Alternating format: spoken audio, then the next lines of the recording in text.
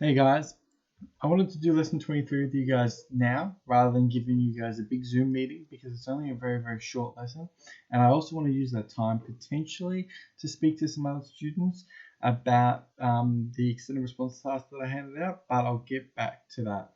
I'll talk to you guys about that on the Google Classroom page. So let's just get today's lesson sorted out.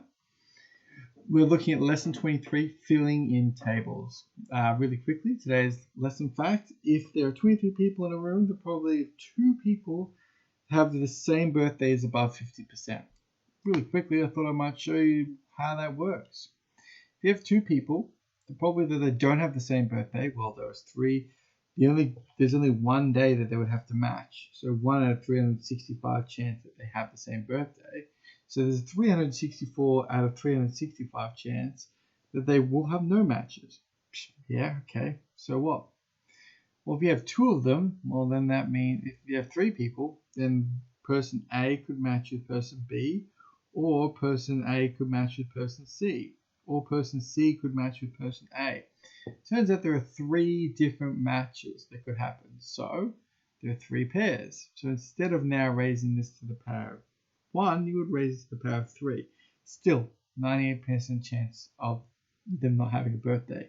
By the time you raise it up to 23, which there are 253 pairs, you get to a 50% chance. So it's likely when you're in a big classroom that of 20 in your home group that you probably have a birthday that matches with someone. Let's get to today's lesson. Today's lesson is about filling in tables. We will be able to substitute values into a formula to create a table. So let's have a quick look at how we would do that. All I'm going to do is this really quick example here, and that's going to be it. The amount of time Brendan spends at the gym is half an hour and then 10 minutes for every day D since he last went to the gym, since the last gym visit. The formula for that is T equals 30 plus 10D. I guess the reason for that is that, I haven't been for a week, so I should probably spend more time in the gym. But if I went yesterday, then I probably don't really need to spend that much time at the gym. The formula has actually been given for us here. T equals 30 plus 10D. The reason that I wanted to quickly show you guys the reason that I wrote this in the first place. I didn't actually have to write this, but the reason I did this is because I wanted you guys to see, we can maybe take, T, the amount of time, that's going to be our Y variable for every D minute. So that's going to be our X variable. Every means there's a multiply. That's probably where this 10 comes from. 10 times X or 10 times D. Hey, cool. We can sort of get an idea. And for a half hour, that's going to be the plus 30. And I guess I'm sort of trying to get you guys ready for next week, because that's when we're going to start using text like this and breaking it down into the individual parts to create an equation. But for us, luckily, we just have to be able to use this equation to then put into a table. And it is an equation because it's got an equal sign. If it didn't have an equal sign, it would be an expression. So let's look at this. Let's just do a couple of values here. It doesn't actually say how many values we have to do, so we're just going to do 0, 1, 2, 3, 4. We could go 0, 2, 4, 6, 8 or whatever. The other reason is, of course, you can't have negative days, so it doesn't make sense. So let's have a look. What happens when D equals 0? What happens when he goes to the gym the very next day? There was no days between when he last visited. So in that case, let D equals 0. That means we have T equals 30 plus 10 times 0 equals 30. Beautiful. Done. Okay, so the next one I'm going to do 1.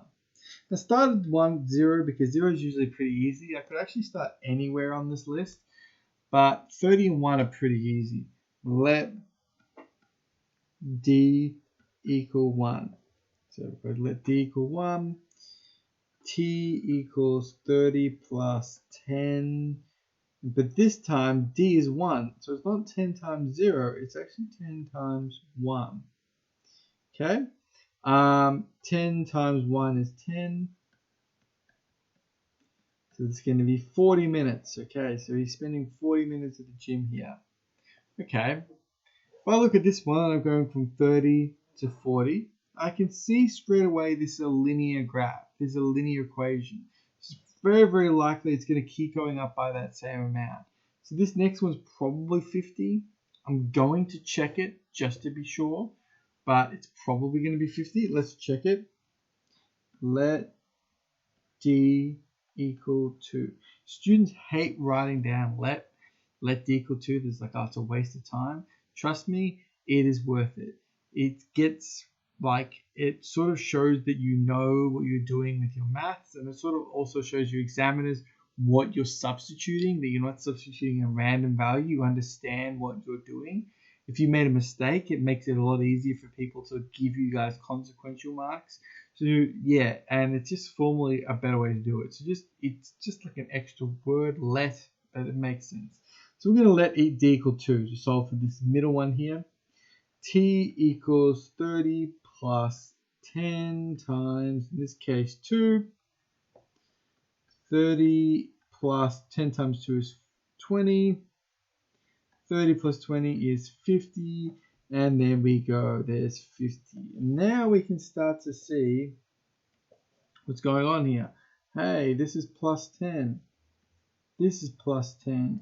Great. I don't need to do the rest of these. And if you want to skip this step in your working out, I don't care.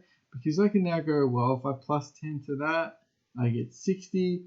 If I plus 10 to that, I get 70. And that sort of brings us to the end of that example. That's how you create a table.